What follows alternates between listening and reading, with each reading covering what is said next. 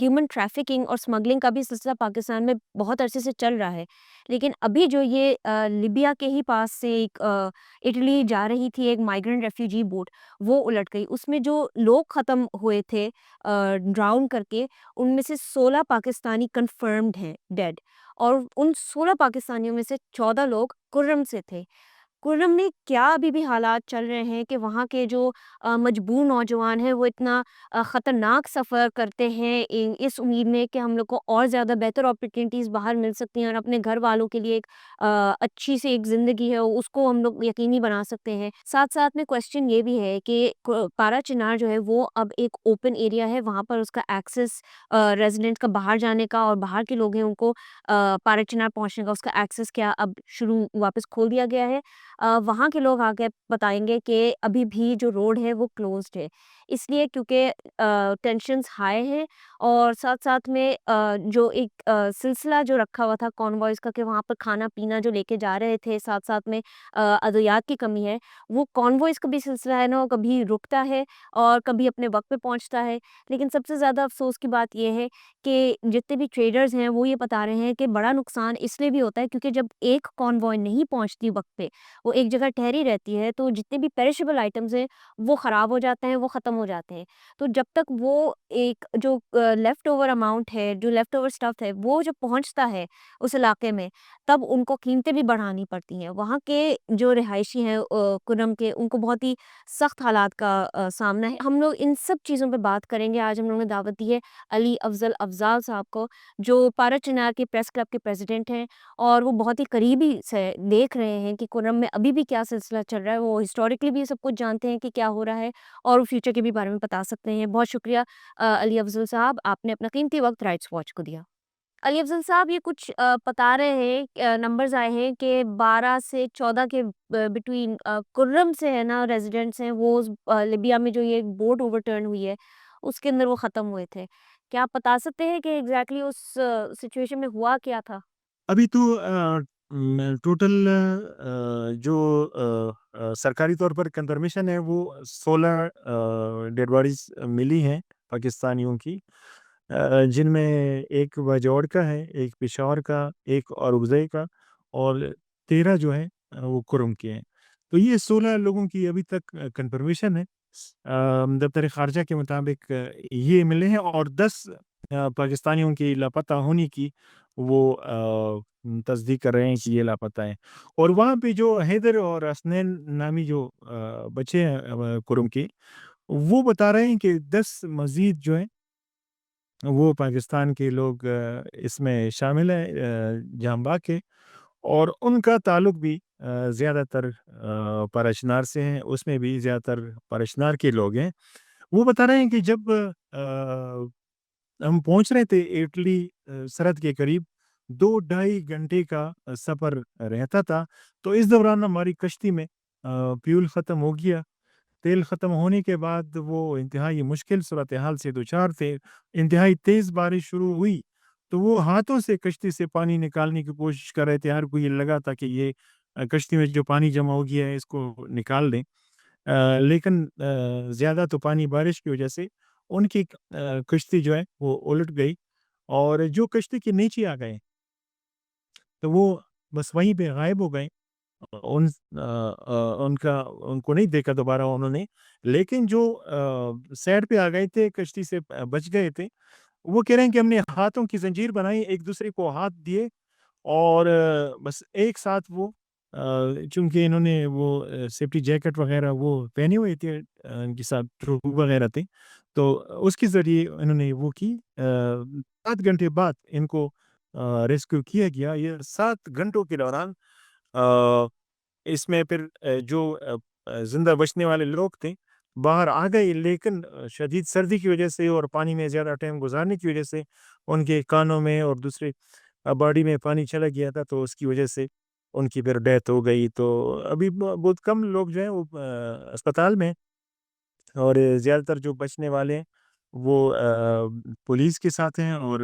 کچھ پاکستانی سفارتخانے میں۔ اچھا، یہ ہمیں بتائیں کہ یہ جو نوجوان کرم سے اس ٹائم باہر جانے کی تیاری کر رہے ہیں اور ڈنکی روٹ سے جانے کی کوشش کر رہے ہیں، اس کی وجہ کیا یہ ہے کہ کرم میں جو سیکیورٹی کے بگڑتے ہوئے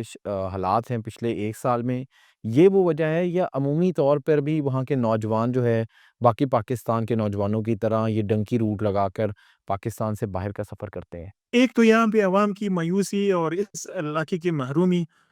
کا ایک وجہ تو یہ ہے، اور دوسرا یہ کہ بیروزگاری کی وجہ سے اکثر یہاں کے لوگ یہ کوشش کرتے ہیں، چاہے یہاں پہ امن ہو یا بدامنی ہو، کہ وہ ملک سے باہر جا کے محنت مزدوری کرے اور گھر کے لیے کچھ کمائیں۔ حتیٰ کہ عراق میں بھی یہ مختلف یہ زیارات کے ویزوں پر جاتے ہیں، وہاں پر بھی پولیس سے بھی مسئلے ہوتے ہیں، دوسری بھی ایشوز، اور بہت کم تنخواہ پہ وہ تقریباً وہ مہینہ پاکستانی حساب سے 50,000 سے 1 لاکھ روپے تک کماتے ہیں وہ۔ اس کے لیے بھی وہ کوشش کرتے ہیں کہ سال اور 2 سال وہاں پہ گزارے، تو اکثر پکڑے جاتے ہیں، پھر جیلوں میں رکھے جاتے ہیں، اور جب وہ واپس آتے ہیں تو ہمارا وہ چاہے وہ بائی ایئر آ جائیں یا بائی روڈ ان کو یہاں پہ بھیجا جائے، تو ہمارا مہمان نوازی کا جو طریقہ ہے وہ بھی اس طرح ہوتا ہے کہ یہاں بھی الٹا ان کو جیل بھیجا جاتا ہے اور تکلیفیں دی جاتی ہیں، تو بڑی مشکل صورتحال سے دوچار ہے۔ اس میں میں آپ کو بتا دوں کہ یہ اس طرح نہیں ہے کہ یہاں سے کوئی گاڑی وغیرہ جا رہی تھی اور خوشی خوشی بندہ جو ہے وہاں روانہ ہو گیا ہے، نوجوان نہیں، اس طرح نہیں ہے۔ اس نے یہاں پہ گھر بیچا ہے، زمینیں بیچی ہے،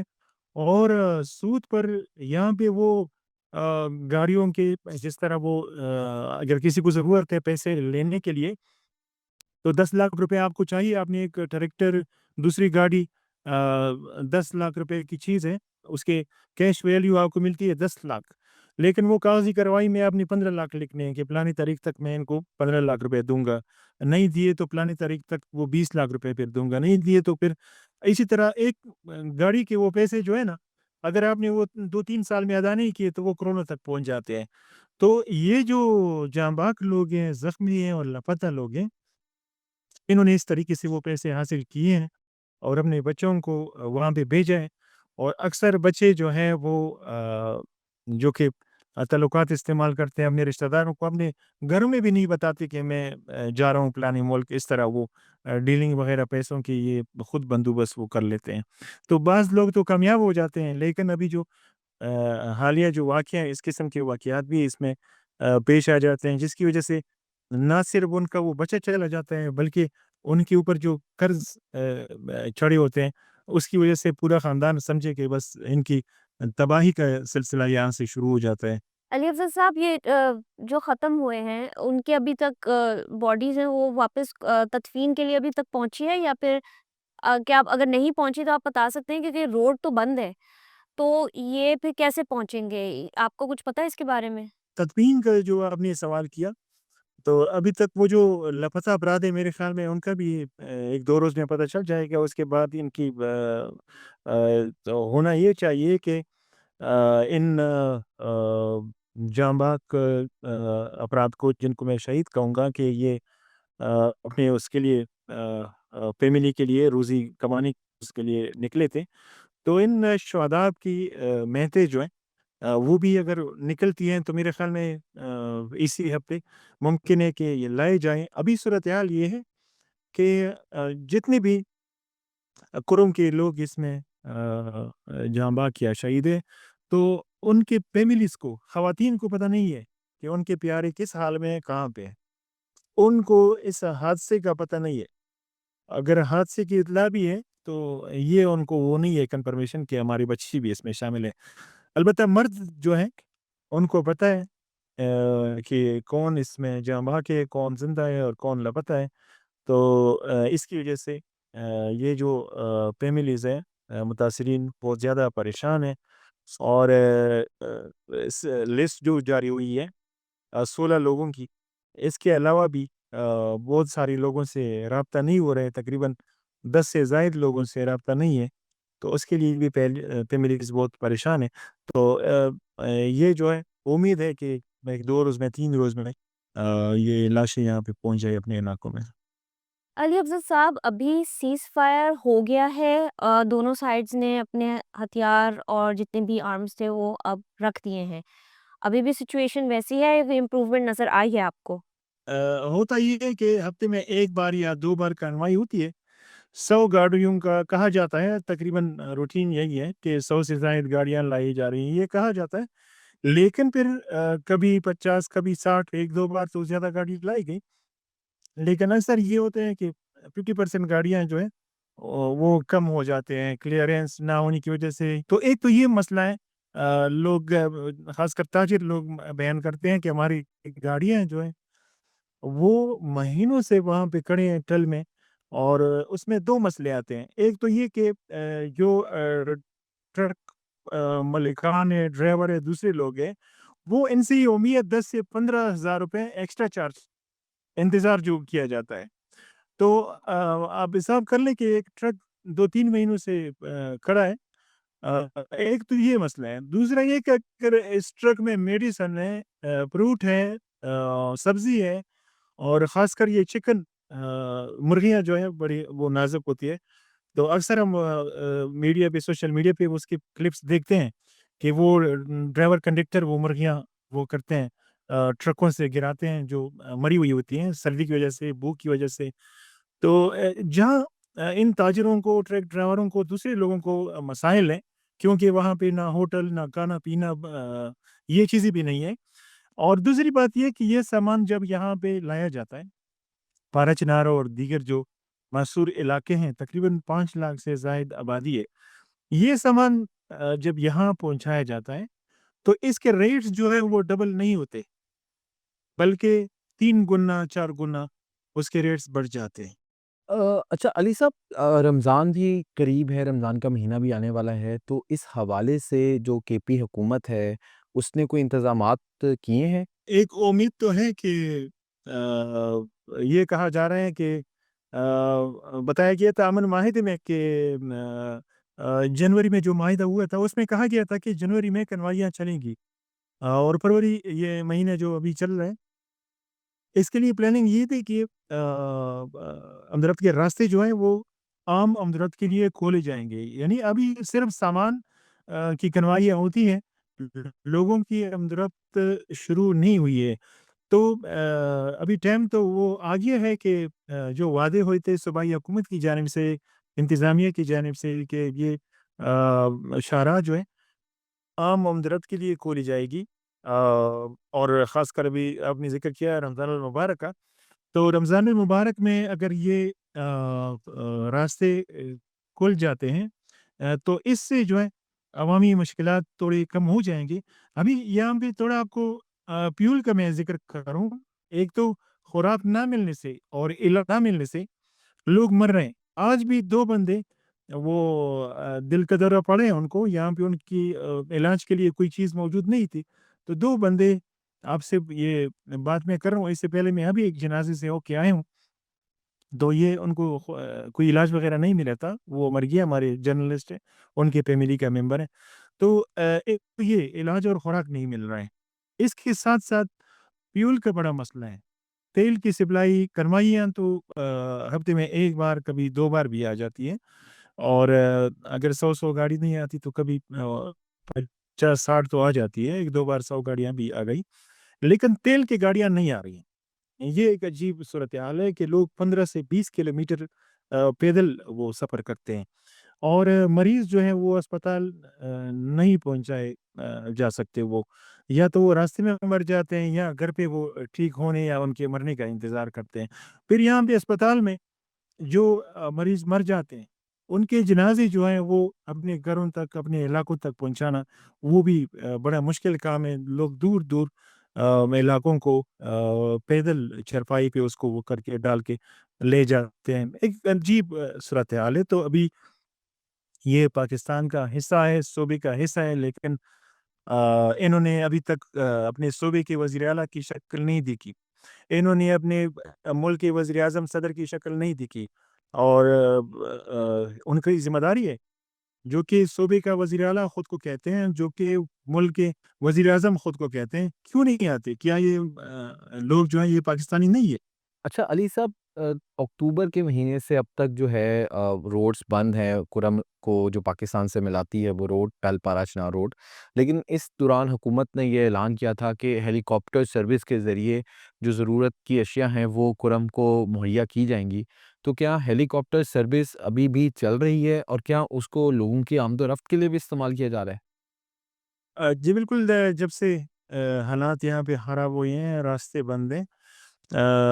مین روڈ پہ موومنٹ تو نہیں ہو رہی ہے، صرف کنوائیوں کا سلسلہ چل رہا ہے۔ کنوائیوں کے ذریعے یہاں پہ جو شارٹیج تھی خوراک کی، روزمرہ استعمال کی اشیاء کی، آٹا کی، چینی وغیرہ، یہ تو کنوائیوں کے ذریعے آ رہے ہیں، لیکن اس میں مزید بہتری کی ضرورت ہے۔ گاڑیوں میں اضافہ کیا جائے اور تاکہ سامان ان کو لوگوں کو مناسب ریٹ پر مل جائے۔ تو وہ تو اس حوالے سے ضلعی انتظامیہ کا کہنا ہے کہ آئندہ ایک دو روز میں پلاننگ اس طرح ہے کہ عام موومنٹ بھی راستے پر شروع ہو جائے اور سامان کے ساتھ ساتھ لوگوں کی بھی آمد و رفت ہو۔ اسی طرح پی ڈی ایم اے کی جانب سے جہاں بگن متاثرین اور دوسرے جو فائرنگ کے واقعات میں جو لوگ شہید ہو گئے تھے، زخمی ہو گئے تھے، ان کو بھی امدادی چیک دیے جا رہے ہیں۔ اب تک 6 کروڑ سے زائد رقم ادا کی جا چکی ہیں۔ پی ڈی ایم اے کے ڈسٹرکٹ کوآرڈینیٹر شیراز پراچا اور اس کے ایڈیشنل ڈپٹی کمشنر ریلیف مقصود خان جو ہے وہ بتا رہے ہیں کہ باقی جو متاثرین ہیں ان کی بھی ڈاکومنٹیشن کا عمل جاری ہے اور دیگر متاثرین کو بھی یہ پیسے دی جائیں گے، اور ساتھ ساتھ وہ بتا رہے ہیں کہ ہیلی سروس بھی وزیر اعلیٰ خیبر پختونخوا کی جانب سے چلائی جا رہی ہے، جس میں جو ضرورت مند ہیں اور مریض ہیں وہ اور شفٹ کیے جا رہے ہیں، اور پشاور سے ادویات یہاں پہ لائے جا رہے ہیں، ورنہ بہت زیادہ ہسپتال میں لوگوں کی مشکلات تھیں۔ تو یہ کہ ہیلی کاپٹر سروس سے جو ادویات آ رہے ہیں اس سے تھوڑی وہ ریلیف عوام کو ملی ہے۔ تاہم 5 لاکھ کی آبادی کے لیے ہیلی کاپٹر کے ذریعے ادویات پورا کرنا بھی ایک مسئلہ ہے۔ تو یہ ضلع انتظامیہ اور پولیس کا جو کہنا ہے کہ ایک دو روز میں روڈ کو سیکیور کیا جائے گا اور عام آمد و رفت بھی شروع ہو جائے گی، تو اس انشاءاللہ یہ مسائل بھی حل ہو جائیں گے۔ لیکن شہری یہ مطالبہ کرتے ہیں کہ جتنا جلد ہو سکے، کیونکہ اسٹوڈنٹس کا وہ تعلیمی سال ضائع ہو رہے ہیں، ان کے ایڈمیشن ضائع ہو رہے ہیں، اور خاص کر اوورسیز کے ویزے ایکسپائر ہو رہے ہیں، اور ان کی ٹکٹ جو ہے ایئر ٹکٹ وہ بار بار کرتے ہیں لیکن وہ ضائع ہوتے ہیں، ان کو چانس نہیں ملتا کہ وہ ہیلی میں جائے یا کنوائی میں نکلے۔ چیزوں کی تعداد لوگوں کی بہت زیادہ ہے اور ہیلی میں اتنی گنجائش نہیں ہوتی، تو یہ مسئلے بہت زیادہ ہیں۔ بہت شکریہ علی افضل افضال صاحب، آپ نے ہمیں کرم سے جوائن کیا اور کرم کے حالات کے حوالے سے آگاہی دے رہے تھے، اور ساتھ ساتھ جو ایک افسوسناک واقعہ ہوا جس میں تقریباً 16 کے قریب پاکستانی نوجوان اپنی جان کی بازی ہار گئے، وہ ایک ڈنکی روٹ سے پاکستان سے باہر جانے کی کوشش کر رہے تھے اور ان 16 میں سے 14 افراد کا تعلق کرم سے تھا۔